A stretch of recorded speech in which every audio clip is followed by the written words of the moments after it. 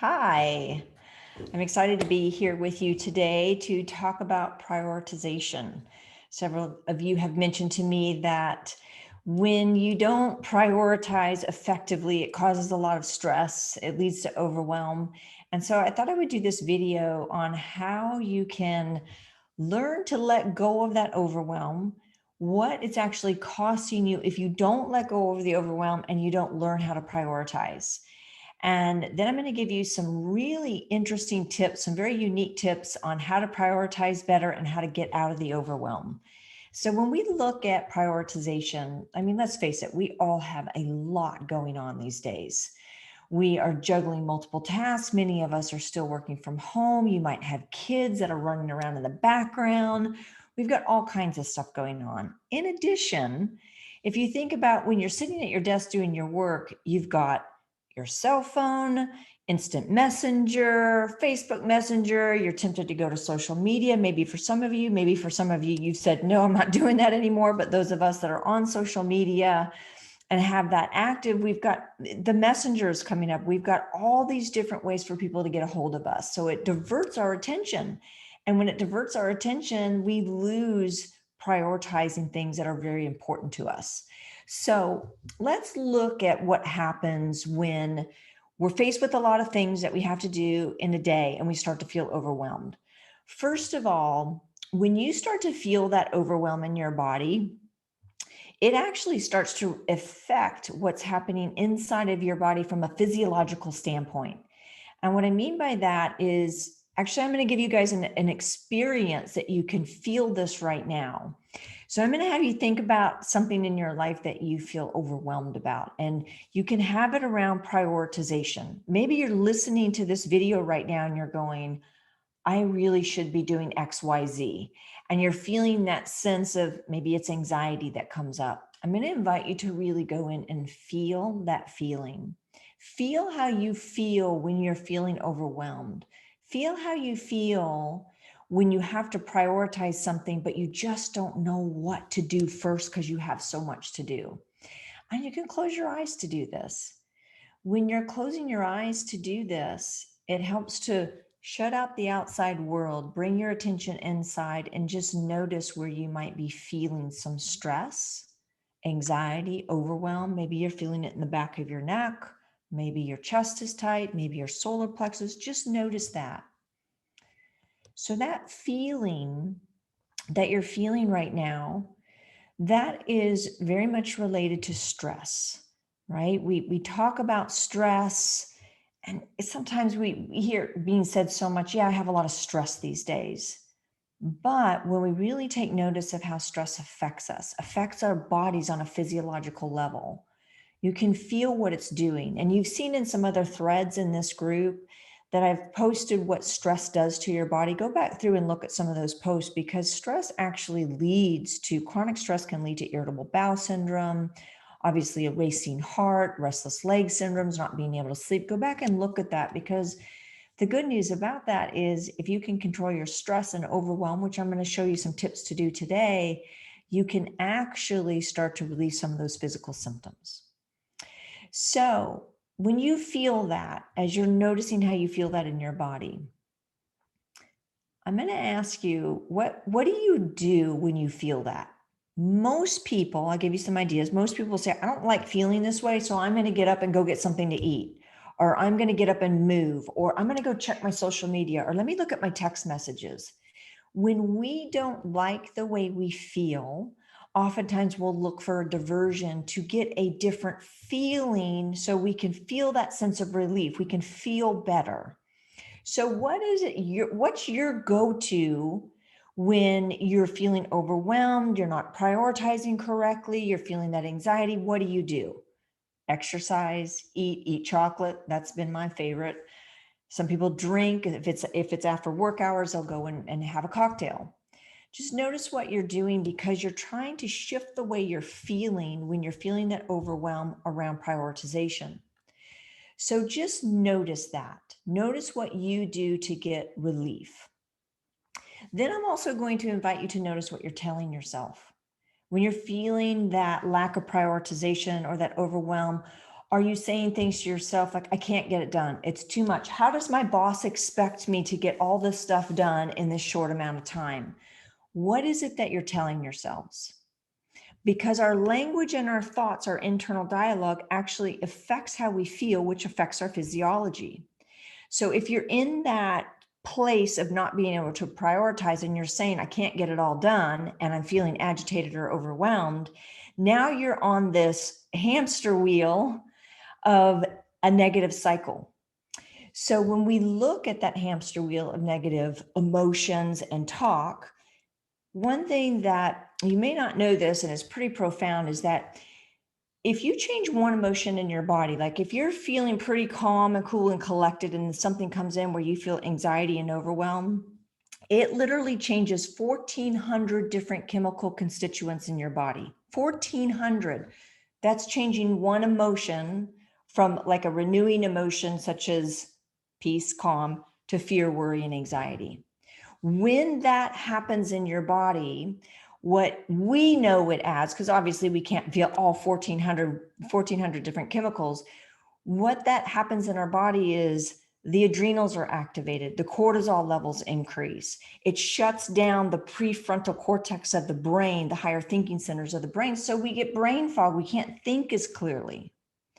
So here's a couple of things that I'm going to give you to help you prioritize a little bit better and stop the overwhelm. So you might want to grab a pen and paper to write these down. So the first thing is stop and notice, meaning be aware of what you're feeling. Be aware of what you're thinking. So when you start to feel that overwhelm or that anxiety come up, or I can't, or saying things like, I can't get this done, notice it. Stop. Take a deep breath. And I'm going to encourage you to do nostril breathing versus just mouth breathing. Do the nostril breathing, deep breaths, inhaling to the count of 5 or 6, longer, deeper, slower breaths than what you normally take. And just do 5 rounds of those breaths.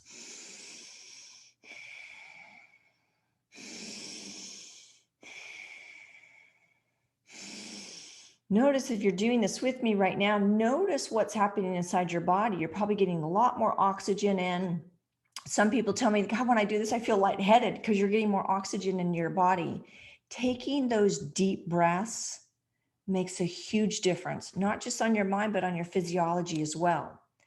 And the other thing, I'm going to go ahead and share my screen with you, because I think that it's very helpful to see some visual representations of what I'm talking about. So I'm going to go ahead and share my screen, and I'm going to share with you what's happening.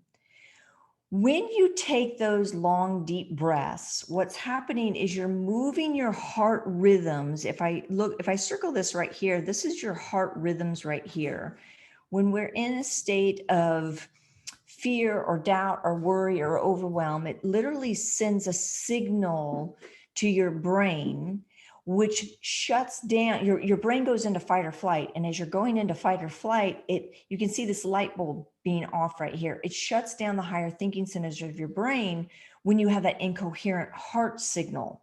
That is characteristic of the thoughts of, I can't do this, I'm overwhelmed. It's characteristic of those feelings of anxiety and worry. Taking those deep breaths and noticing this is going to shift your heart rhythms into a state that we call coherence, which looks like this. A nice coherent frequency is being sent to your brain, which actually accesses the higher thinking centers of the brain. So as you're taking those deep breaths, you might start to be feeling, oh, I'm a little bit more clear-headed. And so that first step is stop and notice, then take those deep breaths to move from a state of incoherence to a state of coherence. So as you're doing this, you're probably starting to notice that right now. And so the next step after you take those nice deep breaths is to make a list. Maybe some of you guys do this every day already, but just make a list of your daily task. And the reason I say that is because when you make a list, it gets out of your head onto the paper. So your head is not filled with, oh, I forgot to do that, or I have to do that, or I have to do that, and that. When you make a list, it starts to free up some of the attention that you have inside of your head of all the things that you have to do. As human beings, we have a finite amount of attention, meaning that you think about things that, and you might say, I can't remember that, or I keep forgetting to do that. Our attention and what we put it on can eat up free attention to do other things. So, and that's a whole nother subject. If you're interested in that, put a chat in the box, or put something in the box that says, tell me more about attention, and I can do a live video on attention as well. The reason I say make a list is because you get that stuck attention in your head, put it on the list. Now you can just go back to the list so you don't have to remember everything. Now, when you make a list, I do encourage you to divide it into A, B, and C. A is the most important things that you have to get done today. B are those things that are not as important, they can wait until later. And C is, I'm going to do them today, but if I don't get them done today, I can move them to tomorrow.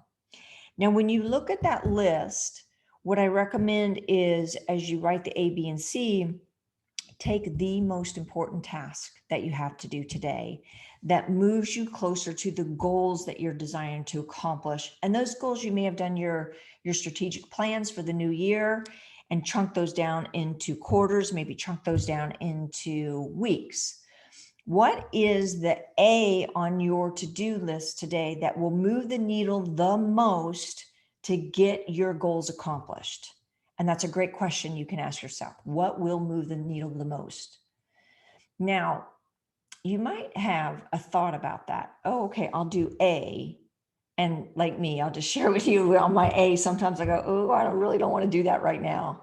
It doesn't feel good to do that. I don't want to do that right now. So automatically, I have this thing to do. And if I go into, I don't want to do that right now, I don't like doing that, or that's not my forte, or whatever I say about it, I'm already setting up a judgment against myself to do that, which stops the flow of energy of me being able to accomplish that in a timely manner and with ease and with grace. So when I say I don't want to do something, it takes me back into that incoherent pattern that comes up to my brain. My favorite phrase is, I choose to make this fun and easy. Now, I may not in the moment, but when I say it to myself, I catch myself, I don't want to do that. Take that deep breath. I choose to make this fun and easy. I choose to make this fun and easy. Now, and you guys can say that to yourselves right now, you can actually feel a difference of what's happening inside of your physiology. It's very important, because when we get our physiology into balance, we can enter that flow state a lot easier. Now, here's probably the single most important thing I learned about how to follow through with my prioritization and get things done. And it's a technique that I call bunkering in. So the way that this technique works is, you've chosen your item on your list. Determine how much time it's going to take you to do it. It may take you an hour, it may take you 10 minutes, it may take you 3 days, whatever it is. Let's say it's going to take you 4 hours. You determine it's going to take you about 4 hours to do this. I chunk that 4 hours into smaller time segments, no more than 50 minutes at a time, because 50 minutes, there's been some research done in 50 minutes that's a great time to concentrate on something. After the 50 minutes, get up and take a walk, do something, kind of give your brain a rest, and then come back to the task. So let's go with that 4 hours. What I would do is say, okay, I've got 50 minutes right now. I'm going to do this thing uninterrupted for 50 minutes. Now, for some of you might go, yeah, 50 minutes is too long. Chunk it down into 20 minutes or 30 minutes. Pick the time, grab your phone, put your timer on. So I'm in this example, I put my timer on for 50 minutes. Now, bunkering in means that in those 50 minutes, I'm not going to get up. I'm not going to check my emails. I'm not going to check social media. I'm not going to check my text messages. I'm not going to check my instant messenger. Turn your phone to silent. If the kids are in the house, put a sign on the door. Bunkering in, working for the next 50 minutes, will be available at 12 noon or 1 o'clock, whatever time it is. You're bunkering in to be 100% present. Get your glass of water. If you feel like you're going to get hungry, get an apple, bring it and put it on your desk. set that timer. Once you set that timer, now here's what's going to happen. You're going to be bunkering it in and you're going to be completely present. But then this thought is going to creep in. Oh, I forgot to get the chicken at the store. Or, oh, I forgot to pay that bill. Whatever that thought is, it's going to come in and want to divert your attention. Just get your pen out, get your list, and write it on your list. I call it margin noting. Any thought that takes you out of that space, just write it down so you remember to do it later. It frees up some attention, which frees up some energy, and you can go and do that later. So margin note. Then the thing to do is to set your intention for that 50 minutes. In this 50 minutes, I will accomplish X, Y, Z, and then get the feeling of the emotional connection to that feeling once it's done. So you get your thoughts, your emotions aligned. Thoughts are here, emotions come from the heart. You're aligning that, you're moving into that coherence. As you're doing that, it gives you that flow of energy to stay present, to stay calm, and get done what it is you choose to get done. So those are my tips on how to prioritize a little bit better and to bunker in. I'd love for you guys to try this or actually do the bunkering in technique and then share with us what you learned. Share with us, maybe you're learning a lot from the breath. And bunkering in, remember, set the timer, margin note if things come up that grab your attention. And then in addition to that is make sure that you've got your mindset and your feeling aligned as you go in to do the task, and keep telling yourself that you can do this, because self-language is so important, what we say to ourselves. Okay, thanks. And we'll see you on the next live. Bye-bye.